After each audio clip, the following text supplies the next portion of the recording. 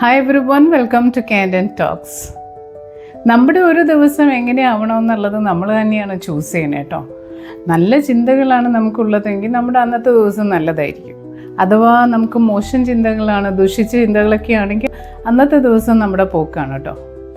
നമുക്ക് ഹെൽത്ത് വേണോ, ഹാപ്പിനെസ് വേണോ എന്നൊക്കെ നമുക്ക് ചൂസ് ചെയ്യാം. അങ്ങനെയാണെങ്കിൽ നമ്മൾ വളരെ ആരോഗ്യത്തോടെയും സന്തോഷത്തോടെയും തന്നെയായിരിക്കും ഇരിക്കുക. അതാണ് നമ്മുടെ സബ് കോൺഷ്യസ് മൈൻഡിൻ്റെ പവർ.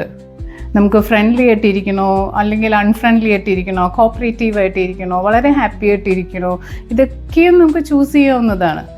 ഇനി നമ്മൾ ഈ ജോയ്സ് ആയിട്ട്, ഫ്രണ്ട്ലി ആയിട്ട്, കോപ്പറേറ്റീവ് ആയിട്ടൊക്കെ ഇരുന്ന് കഴിഞ്ഞാൽ അങ്ങനെ തന്നെയായിരിക്കും ലോകം മുഴുവൻ നമ്മളോട് ബിഹേവ് ചെയ്യുന്നത്.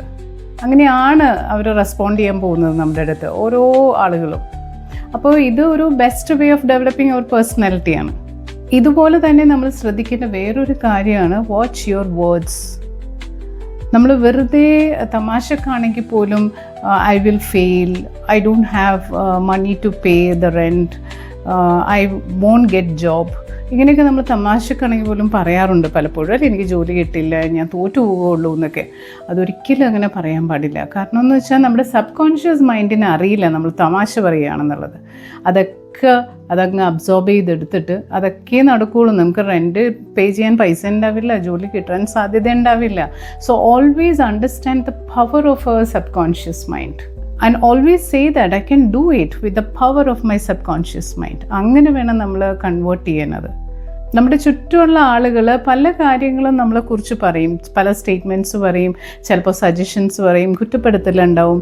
ഇതെല്ലാം കേട്ടിട്ട് നമ്മൾ സങ്കടം കൊണ്ട് നമ്മുടെ ദിവസം നശിപ്പിക്കാനാണെങ്കിൽ അങ്ങനെ നടക്കുകയുള്ളൂ. ഒരു കാര്യം നിങ്ങൾ വിചാരിക്കുക, ഇവരുടെ വാക്കുകൾക്കോ സ്റ്റേറ്റ്മെൻറ്റ്സിനോ ഒന്നിനും നമ്മളെ ഹേർട്ട് ചെയ്യാനുള്ള പവറില്ല.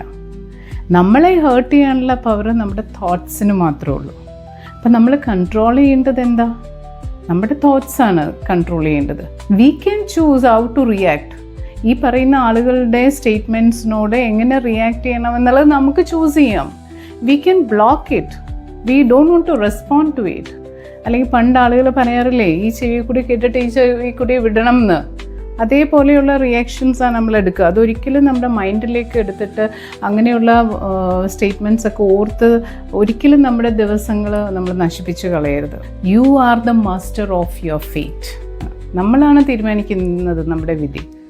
U have the capacity to choose life, choose love, choose health and choose happiness. Deep belief in good fortune. നല്ല ഭാഗ്യമുള്ള കുട്ടിയാണ്, എനിക്ക് നല്ലതേ വരുള്ളൂ എന്ന് വിചാരിക്കുക. ദൈവത്തിൻ്റെ അനുഗ്രഹം എനിക്ക് നിറയേണ്ടെന്ന് അങ്ങ് വിശ്വസിക്കുക. ഞാൻ നല്ല പ്രവൃത്തികളെ ചെയ്യുള്ളൂ എന്ന് വിശ്വസിക്കുക. അങ്ങനെ so if you have a good believe in divine guidance, in right actions and in good fortune, I am very sure all the blessings will come to you in life. Expect nothing and appreciate everything. See you in the next video. Like and share it. See you. Bye.